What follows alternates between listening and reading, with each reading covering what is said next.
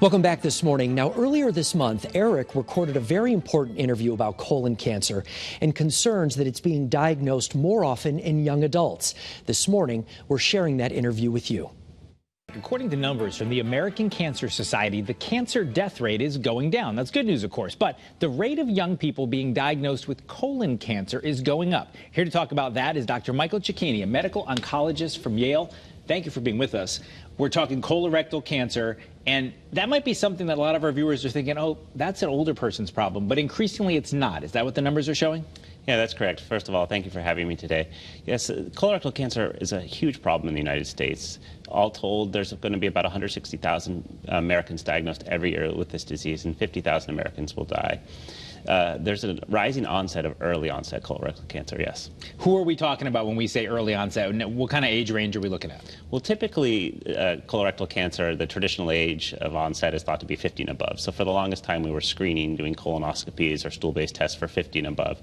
And less than 50 is termed young onset or early onset colorectal cancer. So I know I'm 43, so I'm in the age group where we're kind of starting, people my age are starting to have to do colonoscopies. The guidance is getting earlier and earlier. Is that fair? That's completely correct. So as I mentioned, it used to be 50 and above, and now we've lowered the age limit to 45 and above for average risk individuals for either colonoscopy or stool-based screening. But obviously, we're talking wide ranges here. So doctors, and I was reading some articles, one of the articles I looked at, a practice said they had seen a bunch of people in their 30s come in. So it's something that could affect people of all ages. That's completely correct. Unfortunately, we have people in our clinic in their 20s or in their 30s with colorectal cancer. So all told, the incidence, the new cases per year is going down, because when you look at the effective screening program that we have for adults over the age of 50 or now 45, we are making some improvements. But we don't typically screen adults less than the age of 45, and that incidence has been going up over about the last 30 years at about somewhere around 2% per year. Are we still, so I would imagine we're still at a low enough level that we're not going to start screening everybody. So are there things, if you're under that age 45, that you should be looking for? That's completely correct. I think there will be probably some refinements in who we screen, maybe at younger ages in the future as we learn more and more about early onset colorectal cancer. But it's really important that individuals are paying attention to what symptoms might be going on. So things like unexplained abdominal pain or persistent abdominal pain, changes in bowel movements, blood in the stool, unexplained weight loss, fatigue, blood loss from a tumor can cause anemia, which will cause fatigue. Obviously, nobody wants to talk about any type of cancer, but the symptoms that you just talked about, is one of the hurdles you have to get over is that people don't want to talk about that stuff? I think you're completely correct. There's a stigma around colorectal cancer and around some of the screening modalities we do to make the diagnosis or to prevent the disease. And so it's important that we talk about that. There's been some great advocacy by celebrities that have been diagnosed and to have a large following, and families of other prominent people that have been diagnosed.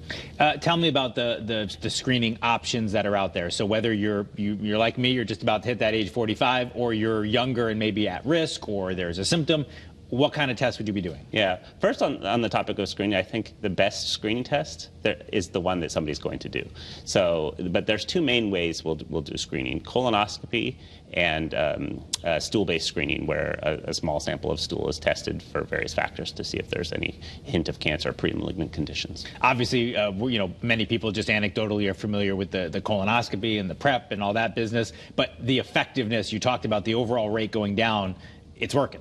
Yeah, so screening is a very powerful tool, diagnosing cancer at an earlier stage so that we hopefully can cure it more effectively, but also very, very effective at preventing cancer at the first place, because colon cancer specifically starts as a small polyp in the colon. If we can get to that earlier, remove the polyp before it even becomes cancer, we reduce the incidence further, and we prevent cancer. That's the whole point. Well, and obviously that's your job, the preventing cancer, and then when you have to, dealing with it. But is there a way to look past these numbers and say, why is this happening? You talk about that 30-year little creep. Do we know why? That is the question. And Unfortunately, the simple answer is no, but there's a lot to unpack there. So environmental factors are probably a contributor, but exactly which ones we don't know. Diet and lifestyle we think are also major contributors. There's a lot of work going on to understand this. There's probably more even complicated things like the microbiome, the billions of bacteria that live in our gut that are different in young onset versus late onset colorectal cancer. There was actually just a recent publication on that. So as this problem has been recognized by the scientific community, there's more and more research going on, and we'll get to the bottom of it. In researching to prepare for this, the one thing that I saw that maybe was the most positive of what I read is you just got to catch it. Like whether it's cancer or a polyp or whatever, the treatment options that exist are remarkable and effective. So is that part of the message here is we just need to know? That's correct. In early diagnosis, because the earlier we diagnose the cancer, the more effective our treatments are. But we are making significant improvements in how people live with this disease, and also how often we can cure it with things like surgery and sometimes even chemotherapy after surgery, depending on the circumstances. All right, so a lot we've talked about over these last 6 minutes. We've got about a minute left. What's the takeaway message from this? If somebody's watching, whether it's a family member or something they've been thinking, geez, maybe I should talk to my doctor about it. Here you are, you're talking to the people of Connecticut on a Sunday morning. What's the big takeaway you want them to have from this interview? The big takeaway, I think, again, is getting back to prevention. We want to stop this disease before it's cancer. So if somebody's at average risk and it's therefore 45 and above, they should get either a colonoscopy or some stool-based screening, talking to their doctor about which one is the right one for them, and whatever they're comfortable with is excellent. And then also is if you're a younger individual and you're not at the screening guidelines for average risk individuals and you have symptoms, it's important to alert your doctor. All right, and if you watch for those things and don't be afraid to talk about it, don't be afraid to ask your doctor about it. If you catch it early, good things can happen, and maybe just some awareness that this isn't something that's just 50 up, just older people, young people too. If they see those changes, talk to their doctor. Absolutely.